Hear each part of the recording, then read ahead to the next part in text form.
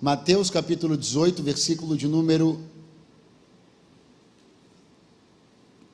1. Naquela mesma hora chegaram os discípulos ao pé de Jesus, dizendo: quem é o maior no reino dos céus? E Jesus, chamando uma criança, a pôs no meio deles e disse: em verdade vos digo, se não vos converterdes e não vos fizerdes como crianças, de modo algum entrareis no reino dos céus. Portanto, aquele que se tornar humilde como essa criança, esse é o maior no reino dos céus. Qualquer que receber em meu nome uma criança tal como esta, a mim me recebe. Vamos agora observar a mesma história segundo a narrativa do evangelista Marcos, no capítulo de número 9 e o versículo de número 32. Melhor, 31. Marcos, capítulo 9, versículo 31 a seguir. Está escrito: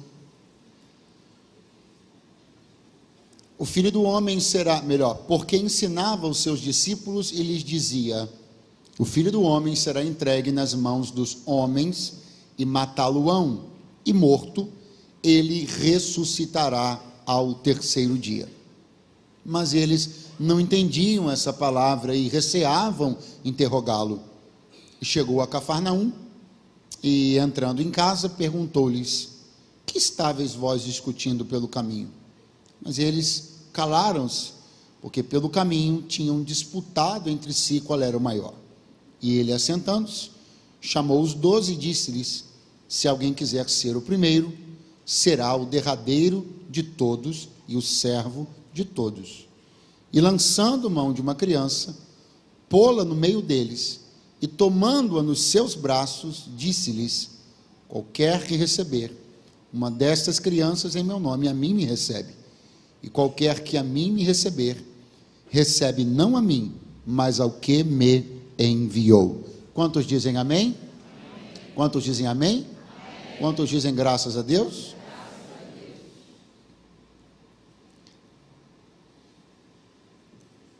Os discípulos tinham alguns momentos assim meio atrapalhados, né? Levantavam umas questões assim meio inapropriadas, inoportunas. Tudo isso muito ligado a uma mentalidade que ainda precisava ser corrigida, curada, consertada, convertida nas próprias palavras de Jesus. Não por isso Jesus deixou de amá-los, exortá-los, corrigi-los e acreditar que eles poderiam vir a ser aquilo que o Senhor esperava que eles fossem. E de fato o foram. Você percebe, após a ressurreição de Jesus, o comportamento dos apóstolos muito modificado. O comportamento dos apóstolos corrigido pelas palavras que ouviram, tanto durante o tempo do ministério de Jesus, como inclusive durante os 40 dias que Jesus ainda esteve na terra, dando instruções finais após a sua ressurreição. Valeu a pena instruir aquelas pessoas, corrigi-las, admoestá-las. Valeu a pena não se cansar delas, sempre vale a pena. Jesus deixou uma lição muito linda a respeito disso. Vale a pena investir em pessoas, vale a pena acreditar nas pessoas. Não se enfade das pessoas, mesmo após erros recorrentes, porque não existe ninguém que seja definitivamente incorrigível. O Evangelho tem o poder de converter mentes, o Evangelho tem o poder de alinhar o caráter, o Evangelho tem o poder de fazer com que pessoas que levantam discussões tolas e fazem perguntas das mais inapropriadas possam se tornar homens sábios, coesos, coerentes, que falam coisas oportunas, que têm palavra de sabedoria, pautados pela ética. Tudo isso aqui é graças ao poder do Evangelho. Eu sou fruto do poder do Evangelho. Se mais alguém aqui testemunhou em si próprio aquilo que o Evangelho pode fazer, por favor, levante a mão e diga graças a Deus. Aqui nós estamos vendo um momento muito interessante que exemplifica muito bem isso. Exemplifica esse comportamento dos discípulos e exemplifica também a paciência, a longanimidade, a misericórdia de Jesus para com estas pessoas. Embora tudo isso, paciência, longanimidade e misericórdia, não queiram dizer que Jesus jamais tenha se omitido de falar o que eles precisavam ouvir e de corrigi-los nos pontos que eles precisavam ser corrigidos. É um erro muito comum nosso, confundir a misericórdia com a condescendência. Ser misericordioso não é ser condescendente. Jesus agiu sempre com misericórdia, mas não foi condescendente. Ele sempre dizia o que aqueles homens precisavam ouvir, e ainda bem, porque as Escrituras dizem que o Senhor corrige aquele a quem Ele ama. Se você está sendo corrigido por Deus, agradeça, é sinal que Ele ama você. Sim ou não? Graças a Deus. Meus irmãos, vamos olhar para esse texto, porque ele está falando do reino dos céus. O reino dos céus. O reino dos céus não é uma coisa das mais simples de se entender. O reino dos céus não é um conceito dos mais simples de se entender. Exatamente por isso, é tão estranho que perguntas tão simplórias tenham sido feitas por eles a respeito de um assunto tão complexo, o reino dos céus. Perguntar sobre o reino dos céus é perguntar sobre algo que não está estabelecido, não é visível, não é tangível. Não há uma referência, não há um manual, não há um livro para que se leia, não há uma... Perguntar sobre o reino dos céus de maneira tão simplória e levantar questões a respeito do reino dos céus de maneira tão simplória como eles fizeram, não tinha como não dar certo. Mas eu quero mostrar para você uma coisa importante. Pastor, mas onde nós vamos chegar essa noite aqui? Nós vamos chegar num momento onde eu creio que Deus vai tratar no nosso coração a respeito de algumas coisas. Primeira, nós precisamos começar a fazer perguntas que importam. Nós vamos deixar de fazer perguntas para Deus que não importam. Nós vamos deixar de perder tempo com questões que não são importantes. E vamos nos esforçar para entender aquilo que de verdade Deus quer que a gente entenda. E nós vamos também ser corrigidos pelo Senhor essa noite, acerca de algumas motivações, pensamentos e sentimentos, que não são coerentes com a vida que estamos vivendo, uma vida nova na presença do Senhor Jesus. Quem está pronto para isso, diga amém? Amém. Pois bem, perceba que essa questão toda, ela começa na narrativa do evangelista Marcos, quando, partindo dali, caminhando para a Galileia, o Senhor Jesus começa a ensinar os discípulos sobre um tema. Ele está falando sobre o fato de que ele seria entregue nas mãos dos homens, e que ele seria morto, e que ele ressuscitaria ao terceiro dia. Ok, veja o verso 32, novamente. Mas eles não entendiam esta palavra e receavam interrogá-lo. Esse era o ponto. Esse era o assunto que importava. O assunto que importava era eles entenderem o que Jesus estava falando, porque olha a grandeza do assunto. Jesus falava sobre sua morte, sobre a circunstância da sua morte, ou seja, que ele seria morto pelos homens. E Jesus estava falando sobre o principal, a promessa de que ressurgiria dentre os mortos, e ele deu data, prazo, ao terceiro dia. Diga para alguém, por favor, ao seu lado, esse era o assunto importante. Eu não consigo compreender como nada pode substituir um assunto como esse. Não faz sentido que nenhuma outra coisa, seja ela qual for, entre no lugar de um assunto como esse. Mas veja só o que aconteceu. Eles não entendiam essa palavra. Tudo bem não entender. Nem tudo que Deus fala, pela primeira vez a gente entende. Nem toda verdade bíblica, nem toda verdade sobre o Evangelho, nem toda verdade sobre Cristo, nem toda verdade espiritual, ela é compreendida no primeiro momento. Por favor, alguém aqui, além de mim, alguma vez não entendeu alguma coisa sobre Deus? Alguém aqui, por favor? Olha, que bom, eu pensei que eu ia ficar sozinho, puxa vida. Não entender coisas a respeito do Evangelho é razoavelmente comum.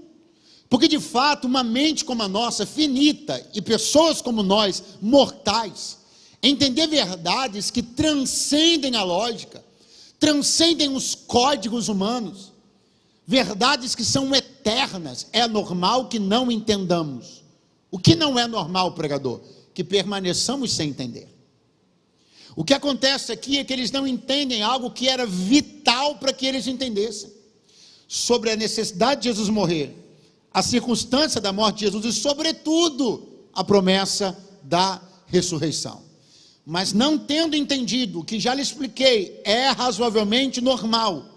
Agora vem o que não pode acontecer. A primeira coisa que não pode acontecer, eles receavam interrogá-lo. É aqui o ponto, muito simples que eu quero dizer. Normal que você não entenda, não é normal que você não pergunte. É normal que você não entenda, não é normal que você permaneça sem entender. É normal que uma verdade sobre o Evangelho não esteja tão clara para você. Não é normal que você desista de assimilá-la. Pois tudo que é falado por Deus, não é falado por Deus para gerar confusão, mas para gerar esclarecimento. Então, por favor, vamos combinar uma coisa. O que você não entender, pergunte. As coisas a respeito de Deus, do Evangelho, da palavra, do Espírito, as questões espirituais que fujam à sua capacidade de compreender, pergunte-as. Pergunte para Deus em oração. Procure respostas na palavra. Pergunte aos seus líderes. Não permita que as dúvidas que você tem permaneçam sem ser sanadas. Por que, pregador? Você sabe. Porque ficar com uma dúvida te impede de avançar. Ficar com uma dúvida te impede de progredir. Ficar com uma dúvida te impede de decrescer. Mas por outra razão. Porque sempre que você não esclarece uma coisa que você não entendeu, você vai substituir esse assunto por outro. E na maioria das vezes, vai fazer uma troca ruim. Olha o que aconteceu. Eles não entenderam o que Jesus falou. Engatam uma conversa, uma discussão entre eles. Qual o tema? Sobre qual deles seria o maior no reino dos céus. Compreenda bem que essa discussão, essas perguntas que eles estão fazendo um para o outro, essa coisa de quem deles seria o maior, é uma discussão que surge de um vácuo. E que vácuo? Não terem compreendido o que Jesus falou sobre sua morte e ressurreição. Então o que eu estou lhe dizendo é que o grande perigo de você não entender uma coisa que Deus lhe propõe, o grande perigo de você não assimilar uma verdade que o reino de Deus sugere, melhor, que o reino de Deus propõe, é que a sua mente sempre vai querer substituir aquilo que você não entende por algum tipo de outra questão, para ela continuar trabalhando. E quando ela continua trabalhando do jeito errado, ela trabalha para entender o que não devia, perguntar o que não devia, disputar sobre o que não devia, tentar entender o que não devia. Então, quando eu olho para esse texto, eu compreendo que todo o assunto tolo que a gente só entra porque deveria ter ocupado a mente, tendo entendido o que deveria entender. E por não querer entender, ter medo de perguntar, seja lá o que for, o que a gente de fato tem que entender, a gente acaba se ocupando com o que não deveria. A mente vazia, a mente disponível, vai iniciar algum tipo de processo.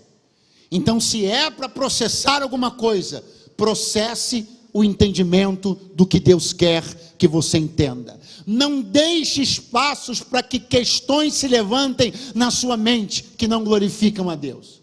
Não deixe espaço para que no seu coração sentimentos apareçam que não glorificam a Deus. Ocupe a sua mente no esforço de entender qual seja a boa, perfeita e agradável vontade de Deus para a sua vida.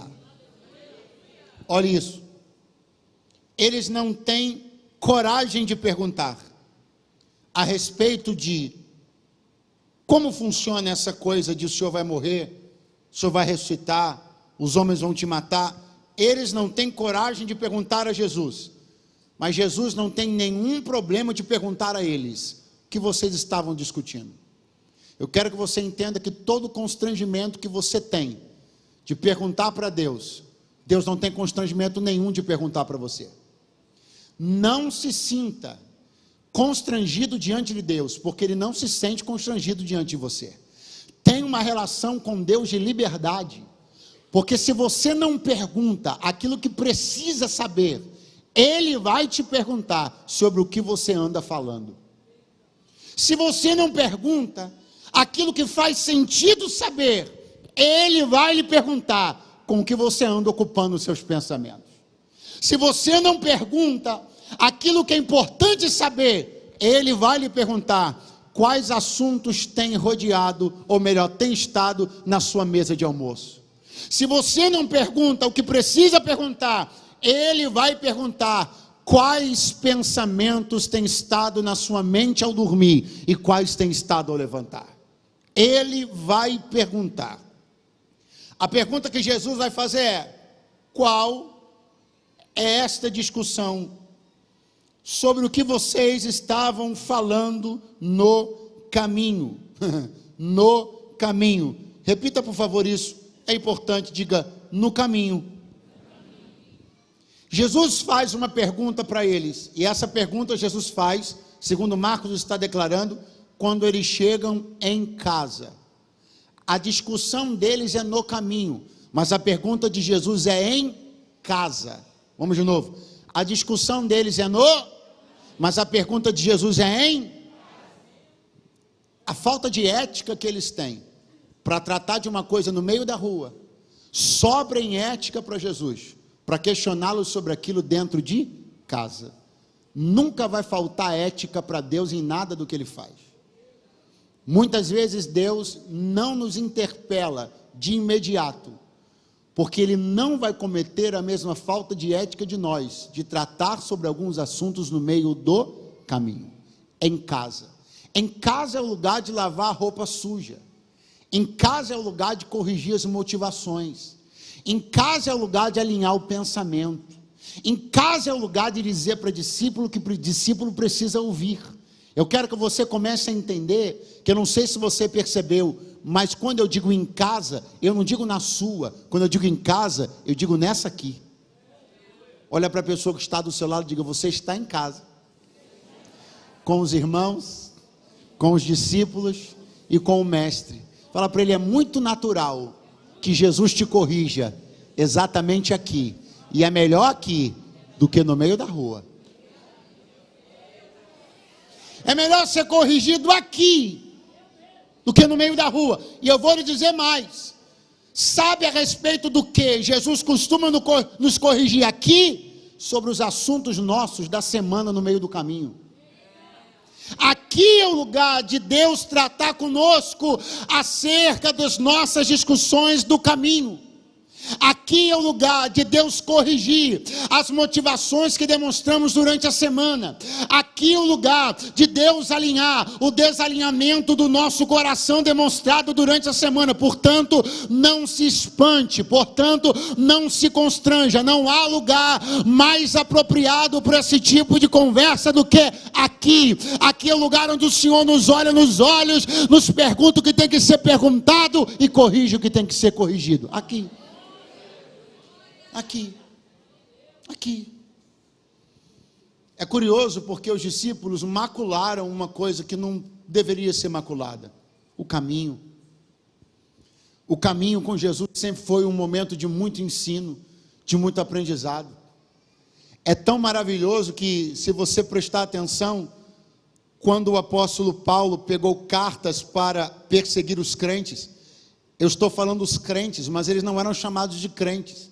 Como é que eles eram chamados? Alguém sabe dizer como é que eles eram chamados? Como? Os do caminho. Você não dizia assim: ah lá vai os crentes. Não, você dizia assim: ah lá os do caminho. Do caminho era uma nomenclatura dada aos seguidores de Jesus. Então olhe a gravidade disso, porque os discípulos estão maculando algo que diz respeito à própria identidade deles. Se eles são os do caminho, não devem estar discutindo esse tipo de coisa no caminho. Se nós somos salvos, se nós somos crentes, por favor, em nome de Jesus, não macule a sua identidade, fazendo vergonha no caminho, levantando discussões inapropriadas, discussões indevidas, comentários indevidos. Honre o caminho, porque o caminho é onde você começou a aprender sobre quem era Jesus. Então honre o caminho. A exortação que Jesus vai dar para eles, e eles vão se calar, eles não têm coragem de responder, mas não tem problema, Jesus vai falar, não tem problema não, Jesus fala, e ele fala algo, e está no verso 3 do capítulo 18 da narrativa de Mateus, ouça aí, e disse: em verdade vos digo, que se não vos converterdes e não vos fizerdes como crianças, de modo algum entrareis no reino de Deus. Diga assim, de modo algum. Não, você pode fazer muito melhor do que de modo algum entrareis no reino de Deus. Qual era a discussão e interrogação deles? Sobre quem seria o maior no reino. Aí Jesus vem e diz assim: vocês estão se preocupando com a coisa errada. Vocês estão se preocupando sobre quem é o maior. A primeira preocupação de vocês deveria ser sobre entrar no reino. Antes de se preocupar com a posição que vocês vão ocupar lá, vocês deveriam estar preocupados em entrar lá. Porque se vocês nem entrarem lá, não vai fazer nenhum sentido pensar na posição que vão ocupar, num lugar que vocês nem garantiram a entrada ainda. Então, meus irmãos, ouçam-me na noite desse dia. Eu penso que Deus nos reuniu aqui para alinhar algumas coisas muito importantes. Qual tem sido a sua real preocupação em entrar no reino do céu? Qual tem sido o seu real interesse a respeito de entrar no reino do céu? Qual tem sido a sua real busca por uma vida que te credencie pela graça e pelo sangue a entrar no reino do céu? Ou será que, como os discípulos, estamos mais preocupados com a ordem da chegada do que em passar pela chegada? Porque não vai adiantar muita coisa pensar no pódio se a gente não conseguiu nem concluir a prova. Sabe, Deus me trouxe hoje aqui para dizer: eu estou com saudade de ver gente lutando dia após dia para entrar no céu. Está vendo? Isso não dá muito glória a Deus, não dá muito like, nem muito aleluia. Segure a mão de alguém que está do seu lado aí, em nome de Jesus, diga assim para ele: você precisa lutar para entrar no reino do céu. Isso precisa ser uma coisa que está na sua mente dia após dia, 24 horas por dia. Eu e você precisamos acordar pensando o que eu preciso continuar fazendo hoje para entrar no reino do céu. Eu e você precisamos dormir pensando o que eu fiz hoje que pode ter me descredenciado para entrar no reino do céu. Eu, Eduardo, estou querendo que ainda esta noite a minha maior preocupação seja o ingresso no reino do céu. Aleluia! Vocês estão preocupados em entrar, vocês estão preocupados com a posição, deveriam estar preocupados em entrar. Muitas vezes a gente coloca a carroça na frente dos bois em relação às nossas preocupações. Eu lembro-me do texto do servo de Deus Moisés, lá no deserto de Midian, quando encontrou-se com Deus pela primeira vez. Preste bem atenção. Moisés olhou uma sarça, ela pegava fogo, e o fogo não consumia ela. E fogo, e cadê que não consome nada, não vira cinza, nada. Aí ele diz assim: espera aí, eu vou virar para lá e vou ver essa grande visão. Aí quando ele vai dar o primeiro passo, o Senhor diz para ele: não te chegues para cá. Tira a sandália dos teus pés, porque o lugar que você está é terra, O que a gente entende que Moisés fez logo depois disso? O que ele fez? O que ele fez? Agora você olha Deus dizendo assim: agora vem. Não. Deus disse assim: tira a sandália do teu pé. Não é para você se aproximar, é para você garantir continuar onde você está. Obrigado, mas você quer chegar onde? Aqui. A gente está preocupado com o avanço. E Deus está dizendo: se preocupa primeiro em garantir a posição que você está. Porque se você não conseguir se apresentar diante de Deus do jeito que deve, para garantir a tua vaga, garantir que teu pé ocupe uma posição qualquer desse monte santo, como você e eu ousamos falar de avanço? mais passos, chegar mais perto. Você não conseguiu nem garantir ainda a nossa permanência aqui. Eu estou querendo garantir meu lugar no céu, aleluia. Eu estou querendo garantir que eu continue podendo ser instrumento de Deus aqui. Eu estou tirando sandália do meu pé, não é para avançar não, é para no mínimo garantir que esse lugar que eu ocupo aqui não me seja tirado. Santificação é para, primeiro de tudo, garantir que você fique onde está, e qualquer passo para frente que você der, você estará no lucro. Garanta o seu lugar, garanta o lugar. Garanto o lugar. Alguém está pensando assim: eu tenho que ler mais a Bíblia. Por quê? Porque eu quero chegar lá. Não leia mais a Bíblia para você conseguir continuar onde você está. Não, eu preciso orar mais. Para quê? Não, porque eu estou ambicionando aquela posição. Não, para essa aí que você está, você já está orando pouco para essa. Não é sobre as ambições, é sobre a garantia mínima de estar no lugar que a gente ocupa agora. Jesus está dizendo: está tudo errado. Vocês estão preocupados com a posição que eu vou ocupar num reino que vocês nem garantiram a entrada ainda. Vocês estão discutindo sobre quem será o maior num reino, e eu digo para vocês: vocês nem se converteram ainda. Eu vou, hein? Não sou eu não, foi Jesus que falou para eles. Vocês têm que se converter. Jesus está falando: vocês estão falando de posição e não entenderam nem sobre conversão. Você fingiu que não ouviu, mas eu vou repetir. Vocês estão falando de posição, mas não entenderam nem sobre conversão ainda. Diga para o seu vizinho: primeiro entenda de conversão, depois pense em posição. E já vou te dar uma notícia. Pergunte qual?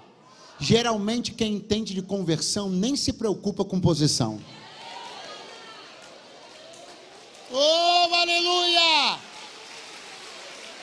Geralmente a posição é um movimento natural daqueles que entenderam o que é a conversão. Aleluia! Converter-se, meu irmão, mudar drasticamente, mudar bruscamente, alterar comportamentos, converter-se. Pelo amor de Deus, onde é que está essa palavra? Onde é que está o sentido dela? Onde é que está a essência dela? Na forma como muitas pessoas estão pensando que é possível, que é viável administrar uma vida cristã sem o processo básico e elementar da conversão. Pastor, o que é conversão? Mudança.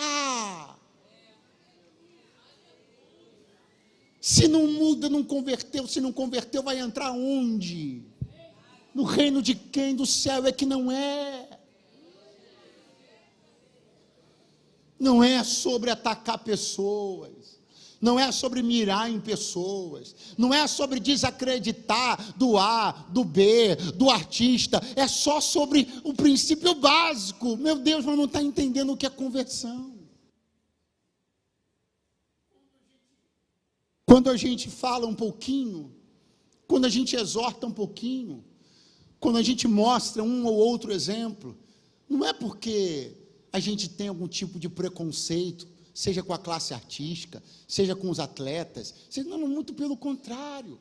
O evangelho é para todos, mas o que a gente vê em todas as classes, em todos os nichos, em todos os níveis, pessoas que pensam que podem dizer-se crentes, sem terem passado pelo processo mínimo da conversão. Eu quero me converter. Eu quero mudar de vida. Cada dia eu quero que Deus mude a minha vida. Segure a mão de alguém que está do teu lado. Fala para ele: conversão. Diga para ele: um exército de homens e mulheres convertidos, homens de negócios convertidos, atletas convertidos, oh aleluia, empreendedores convertidos, funcionários convertidos, pais, mães, maridos e mulheres convertidos.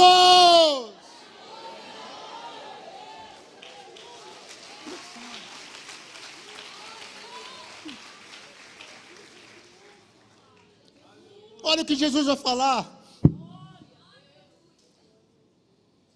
Ele, assentando-se, chamou os 12 e disse-lhes: se alguém quiser ser o primeiro, será o último de todos e o servo de todos. Leia rápido. O que você pode chegar a pensar? Que Jesus está falando: quem quer ser o maior, vai ser punido, vai ser o servo de todos e o último de todos. Não, ser servo de todos e último de todos não é a punição para quem quer ser o maior, é o meio para quem quer ser o maior. Só que a nossa mentalidade tende a olhar esse versículo e achar que Jesus está punindo, porque na nossa mentalidade, sem a devida conversão, ser servo de todos é a punição para quem quer ser o maior.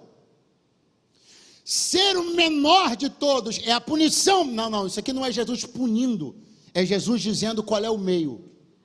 Só que o meio, a forma, a maneira, o caminho é escandaloso, é fora do comum, não tem sentido, não tem como se pensar uma coisa dessa. Como se eu quero ser o maior, eu vou ser o servo de todos? Como se eu quero ser o maior, eu vou ser o menor de todos? Não tem lógica. Seja bem-vindo ao reino de Deus. Não tem sentido. Seja bem-vindo ao reino de Deus. Mas não foi assim que eu aprendi. Seja bem-vindo ao reino de Deus. Se tem uma coisa que vai acontecer, e quanto mais acontecer, mais é indício que você está na igreja certa. O quê? Você olhar uma coisa e achar muito estranha. Não, mas não foi assim que eu aprendi. Seja bem-vindo ao reino de Deus. Não, mas lá no meu trabalho a lógica não é essa. Seja bem-vindo ao reino de Deus. Não, mas todos os processos hierárquicos que eu conheço não passam por esse tipo de dinâmica. Seja bem-vindo ao reino de Deus.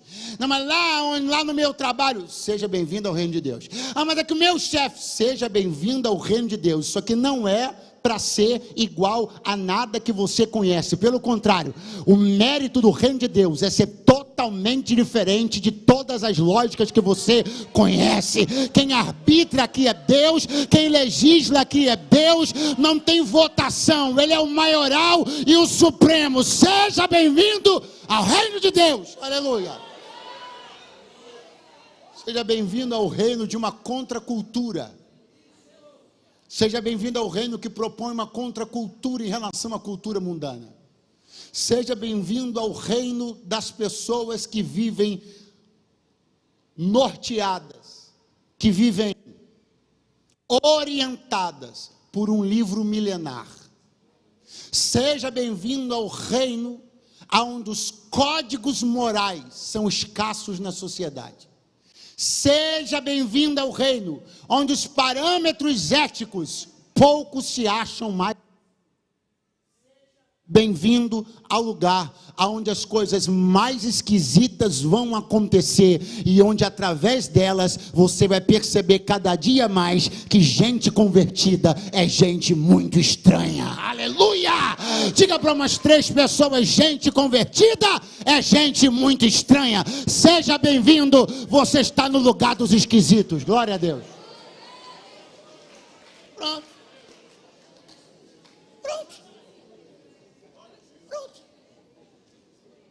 O que você quer? Você quer que não mude nada? Você quer que as coisas não se modifiquem? Você quer continuar frequentando as mesmas rodas? Você quer continuar estando nos mesmos lugares?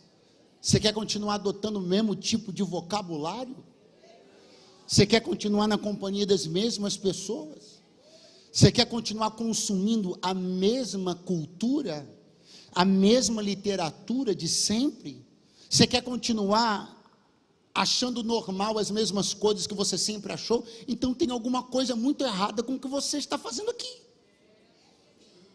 Porque o reino de Deus é um reino que tem seus códigos, seus princípios, seus valores, e glória a Deus por isso.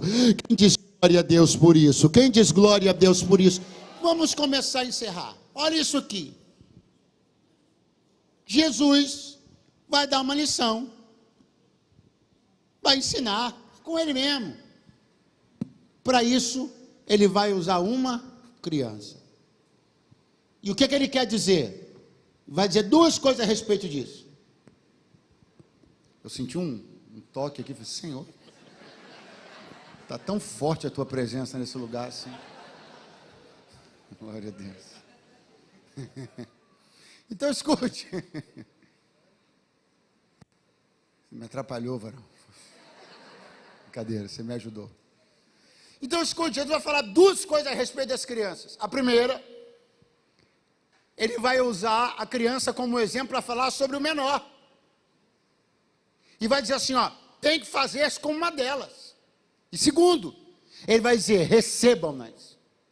Quem as receberem, a mim me recebe. Só que para isso que Jesus fez, chamou uma criança. Você consegue enxergar essa cena como alguma coisa, por exemplo, Jesus olhando para um discípulo dizendo assim, vai lá do outro lado da rua, caça uma criança, volta aqui e traz para mim. Aí passa 5 minutos, 10, 15 minutos, onde é que vai? A gente vai arrumar uma criança. Aí daqui a pouco passa 30 minutos, volta, chega uma criança, Jesus continua a mensagem. Você consegue pensar essa cena? Sim ou não? Qual é a cena que te parece mais lógica? Que Jesus chamou uma criança porque havia uma criança? Muito bom, perto. Vamos de novo. Que Jesus chamou uma criança e a criança chegou porque havia uma criança. Porque havia crianças? Muito fraco, havia crianças. Por que para Jesus foi tão fácil dar o exemplo? Porque para Jesus foi tão fácil dar aquele tipo de exemplo. Qual? O exemplo de uma criança. Por que foi tão fácil para ele dar esse exemplo? Porque ele dava o exemplo. Como assim? Havia crianças próximas dele o tempo inteiro. Você nunca vai se esforçar para dar uma lição, se essa lição você já aprendeu. Sabe por que Jesus pode falar de crianças? E pode chamar uma? Porque elas estavam ali, ó. Porque a lição que você dá é a lição que você vive. Quer ver a coisa mais... como é que eu vou classificar isso aqui? Horrível que tem. É você ver gente querendo dar lição daquilo que não vive. Aí qual é a lição? Vou dar uma lição. Tem que receber as crianças. Arruma uma criança aí. Já pensou? Qual a lição que eu vou dar? Tem que ter as crianças por perto. Oi, vai nos barros aí, cata uma criança para mim. Ué, mas o senhor não está falando que tem que estar perto? Por que não tem nenhuma perto do senhor? Quando a lição que você dá é reprovada pela falta evidente da prática, é um vexame.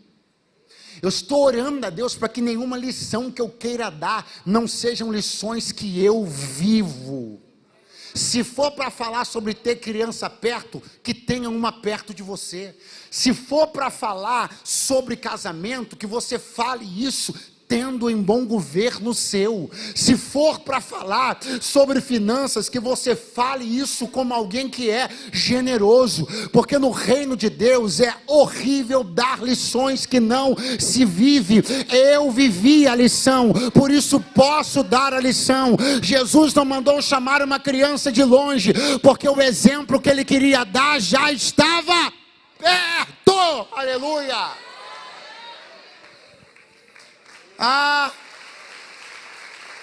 Pastor, uma pessoa falou uma coisa, e eu quis ali dar uma lição, dizer alguma coisa, fiquei pensando, não sabia o que falar. Posso falar a verdade? Sabe por que você não sabia o que falar? Porque não tinha nenhuma lição perto. A sua mente e o seu coração não estão cheios das lições do reino. Se a sua mente e o seu coração estivessem cheios das lições do reino, você não ficaria calado diante da oportunidade de ser boca de Deus para alguém. Você procura e não acha, porque no seu arquivo tem tudo quanto é tipo de porcaria. No seu arquivo mental tem a piada que te enviaram, a língua estranha, engraçada que te mandaram, o bestalhão da internet, tudo está na sua mente. Mas a lição que Deus precisa que você dê, você não pode dar. Por quê? Você tem que ficar catando uma lição, buscando o exemplo de alguém, uma coisa que você ouviu. Está na hora de nós vivermos as lições, povoarmos a nossa mente com as verdades do reino e transbordarmos isso sobre mais alguém. Quem diz glória a Deus essa noite, minha gente? Porque foi fácil para Jesus dar aquele exemplo, porque ele dava o exemplo. Você vai fluir com muita naturalidade dando exemplos, quando você mesmo dá o exemplo. Se você vive uma coisa, você tem facilidade de falar daquilo. Meu Deus! Agora olha isso aqui, eu encerro. Jesus, isso aqui, e lançando mão de uma criança, vamos voltar, qual era a discussão? Quem de nós é o maior? O que fazer para ser o maior? Jesus pega uma criança, eu estou lendo o verso 36, lançando mão de uma criança, pô-la no meio deles, e tomando-a nos seus braços, disse-lhes, qualquer que receber uma dessas crianças, em meu nome a mim me recebe, e qualquer que a mim me receber, recebe não a mim, mas o que me enviou. Qual é a lição? Seja como uma criança. Qual é a lição? Quer entrar no reino? Seja como uma criança. Qual é a lição? Quer ser o maior? Seja o menor. Seja como uma criança. Pastor, e para onde eles estão olhando enquanto Jesus está falando? Para a criança. Sim ou não? Jesus não estava falando dela? Não é ela o exemplo? Sim ou não, gente? Sim ou não? Então eles estão olhando para quem? Para quem? Para achar essa criança. Para um adulto olhar para uma criança, eu te pergunto, ele olha para baixo ou para cima? Para baixo ou para cima? Mas para os discípulos olharem para aquela criança, eles olharam para baixo ou para cima? Para baixo ou para cima? Não, não olharam para baixo porque ela estava no colo de Jesus. O que você não percebeu é que quem Jesus chamou de menor, ele pôs no colo. O que você não percebeu é que todo mundo podia achar que aquela criança era menos importante daquela reunião, mas era a única que Jesus levantou com os próprios braços. Eu quero ser o menor para ser levantado no colo dele. Tem alguém ainda aí, gente? Enquanto você levanta as suas mãos o mais alto que você puder, eu tenho uma palavra de Deus. Não é a sua arrogância que vai te levantar. Quem vai te levantar é Ele. Não é a sua presunção que vai te levantar. Quem vai te levantar é Ele. Não é a sua vaidade que vai te levantar. Quem vai te levantar é Ele. No grito você não conseguiu nada, mas sendo menor, Ele vai te pegar no braço e vai dizer: quem te levanta sou eu. Oh, aleluia. Eu quero estar nos braços dele. Eu quero continuar sendo menor, mas sabendo que eu estou nos braços dele. Eu não preciso me preocupar, porque quem me tira do chão é Ele. Eu não preciso me preocupar se vão ter que olhar para baixo para me achar, porque eu sei que quem me tira dos lugares menores e me exalta é Ele. Essa obra quem faz é Ele. Deus me trouxe para dizer: só se preocupe em se converter, quem exalta sou eu. Só se preocupe em se converter, quem levanta sou eu. Só se preocupe em se converter, quem promove sou eu. Está todo mundo olhando e dizendo: você está no chão, mas eles vão ter uma surpresa. Ele vai te pegar e vai dizer: quem te levanta sou. Ou se mais alguém além de mim está interessado em ser levantado pelos braços dele, fica de pé do seu lugar nessa noite agora, mas faça isso dizendo glória a Deus e aleluia. Oh, aleluia. Nos braços dele você chega onde sozinho você não chega. Nos braços dele você é elevado a posições que sozinho você não é elevado. A honra que você quer está nas mãos dele. O que você tem sofrido de humilhação, ele pode resolver. Ele só me deu uma ordem expressa para te dar. Só não fica preocupado com isso. Só não deixe isso tomar tua mente. Me faça as perguntas certas. Se preocupe em se converter, e quem faz o restante sou eu. Você não está na mão do ar, Você está na mão, não está na mão do B. Você está no meu colo. Urimianda lamacheia. Você não está na mão do C, você não está na mão do B, você está no meu colo. Alguém bate no peito e quer reivindicar o teu futuro. Se eu não ajudar, ele não cresce. Deus me trouxe para dizer: você está no meu colo. Alguém com arrogância te falou essa semana: você depende de mim. Mas Deus me trouxe para te lembrar: você está no meu colo. O Senhor está me dizendo essa semana: alguém te olhou com um olhar enfurecido e disse: tu come porque eu dou.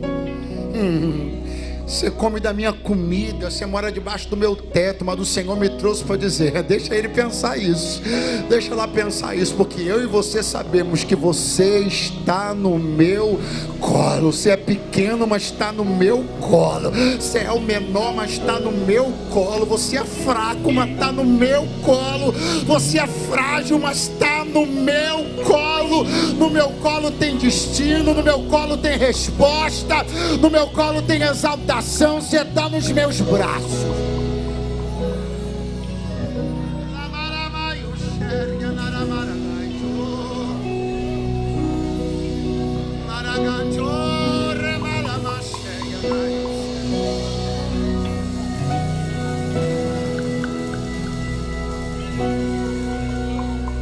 Bem-aventurado o varão que confia no Senhor, cuja sua esperança está no Senhor.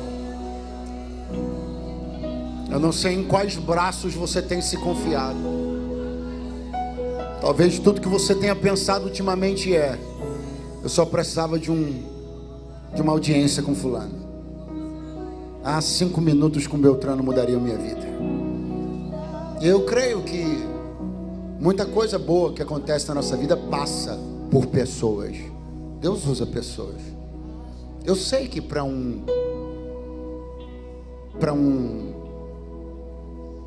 estudante, para um universitário, por exemplo, 5 minutos na presença de um grande recrutador pode fazer dele um trainee de uma grande empresa. Eu sei que para alguém que quer empreender, 5 minutos apresentando uma ideia para um investidor pode mudar a vida dele. Eu sei.